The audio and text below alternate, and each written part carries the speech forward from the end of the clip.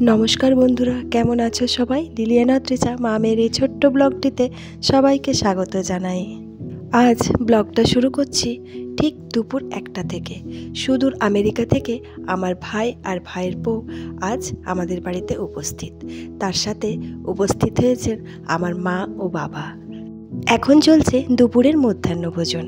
খাবারের মধ্যে আছে ভাত, আলু পোস্ত, বেগুন ভাজা, চিংড়ি মাছের মালাইকারি, রুই পোস্ত, মাটন কষা, চাটনি আর দই। ভেতরে বাবা ভাইরা খেতে বসেছে আর বাইরে এখন আমরা সবাই ওয়েট করছি।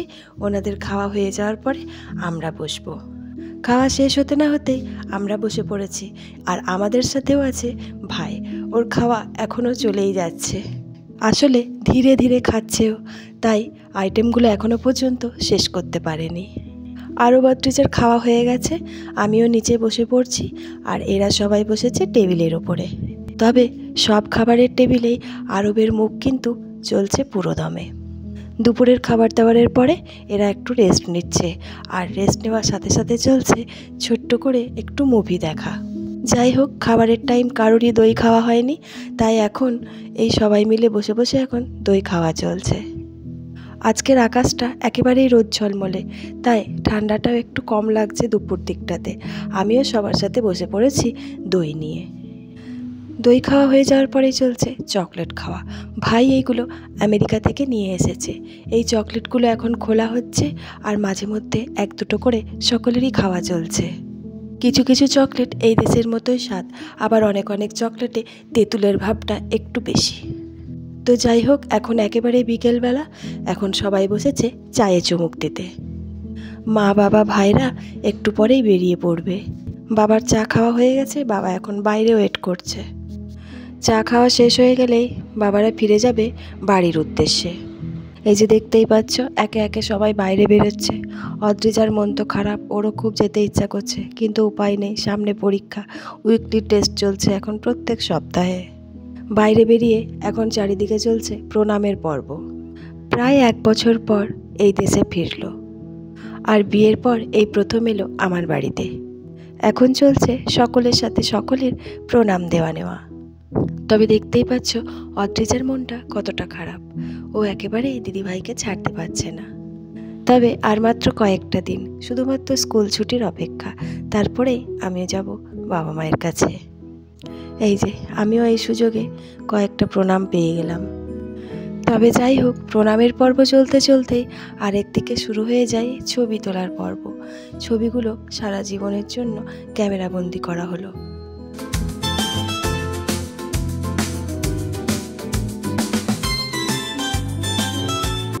তো যাই হোক, আজকের দিনে সকলের সাথে সকলের দেখা হওয়ার শেষ বার্তাটুকু চলছে।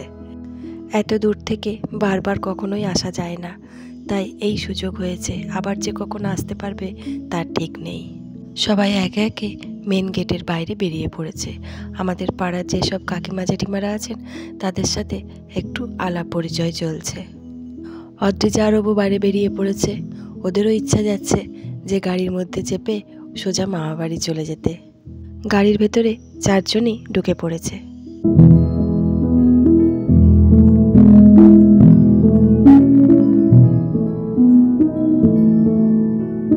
গাড়িটি আস্তে আস্তে ছেড়ে দিল।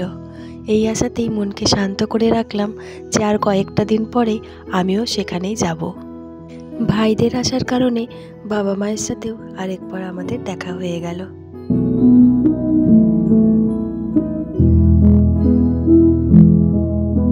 এটি হলো একটি উলের চাদর। তোমরা দেখতেই পাচ্ছ, এটা কুরুশ দিয়ে বোনা। এটা মা অদ্রিজার জন্য করে এনেছে। এটা খুব সুন্দর দেখতে, আর পরলে পুরো ডলের মতো দেখতে লাগে। এরপরে আমি তোমাদের দেখাই ভাই আমেরিকা থেকে যে যে জিনিসগুলো নিয়ে এসেছে।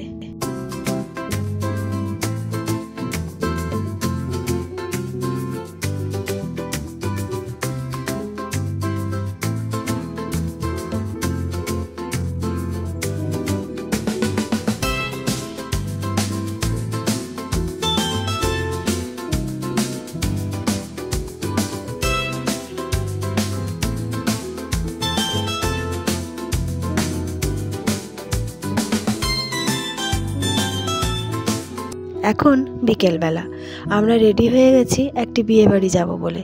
তবে প্রথমেই যাব মাসিমণির বাড়িতে, তাই আমরা ব্যাগ ট্যাগ গুছিয়ে একেবারেই রেডি হয়ে গেছি।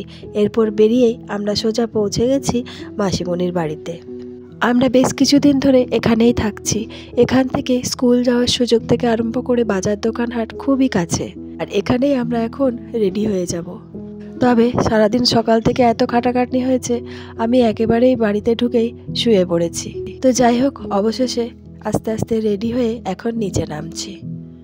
আমরা সোজা চলে এসেছি বিয়ে বাড়িতে। মাসিমণির বাড়ি থেকে 2-3টে দোকান পরেই এই বিয়ে বাড়িটা। এখন ভেতরে প্রবেশ করছি। বাইরেটাই বেশ ঠান্ডা ঠান্ডা ওয়েদার, তাই আরোবার অদ্রিজাকে সোয়েটার কোট পরিয়ে এনেছি। আমিও একটা ফুল স্লিভ পরে এসেছি। ওই দূরে দেখতে পাচ্ছ বউকে বসানো হয়েছে। চারিদিকে চলছে ফটো তোলার কম্পিটিশন। শীতকালের বিয়েবাড়িতে সেজে আর খেয়ে ভীষণ আনন্দ, তবে ঠান্ডা লাগার ভয়টা পাশাপাশি থেকেই যায়।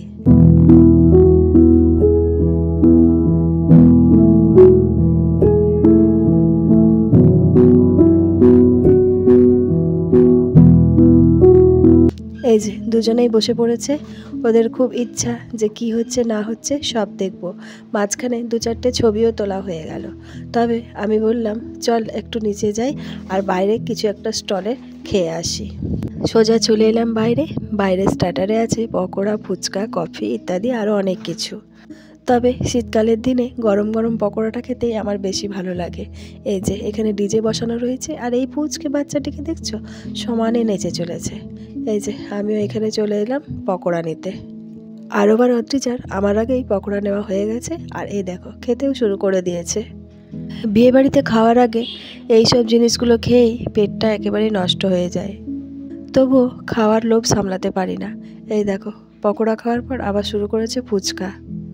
আমি 2-3 প্লেট পকোড়া খেয়েছি আর 2টো শুকনো ফুচকা খেয়েছি। এরপরে আবার ভেতরে প্রবেশ করলাম।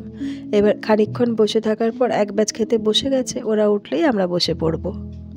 তাই আমাদেরকে কিছুক্ষণ ওয়েট করতেই হবে। আমরা হলের মধ্যে এখন বসে আছি।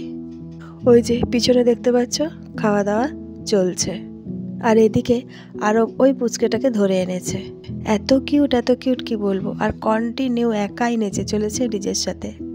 যেখানে যাচ্ছে, যেখানে ঘুরছে ফিরছে, এই পুচকেটার সঙ্গ আর ছাড়ছে না। আর এত মিষ্টি, আমি ওকে একটু আদর করে 2-4টে ছবিও তুলে নিলাম। এই যে এখন চলছে চারিদিকে ছবি তোলা, আর মঞ্চটাই খুব সুন্দর করে সাজানো হয়েছে। আর কাকুরা এসেছে আমার খুবই পরিচিত। খাওয়ার ব্যাচটা এখনো পর্যন্ত চলছে, তাই একবার বাইরে এলাম। বাইরে এখন ডিজেতে পুরো দমে চলছে নাচ, আর চারিদিকে এখন লোকজনের ভিড়ও অনেকটা বেড়েছে।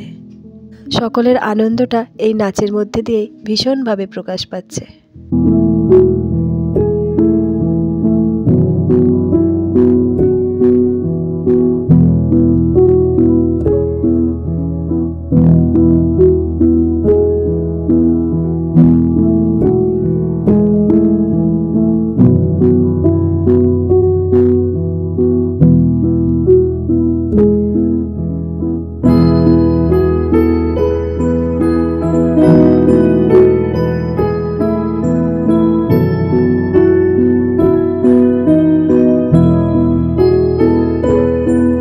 এই যে অবশেষে খাবারের সিটটা পেয়েছি।